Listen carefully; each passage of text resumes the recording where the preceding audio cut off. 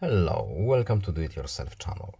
Today I will show you where to find the options and how to change vibration intensity of our notifications in Samsung Galaxy S22.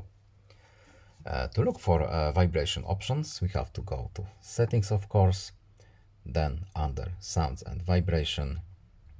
When we scroll a little bit down, we have Vibration Intensity. And here we have a few options.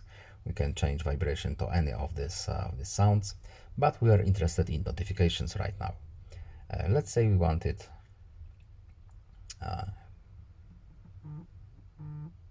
maxed out. We simply need to use the slider and no need to save, just back out, and now our vibration will be a little bit more intense. I hope this video was helpful to you. Please leave a like and subscribe. Have a nice day and see you in the next video. Goodbye.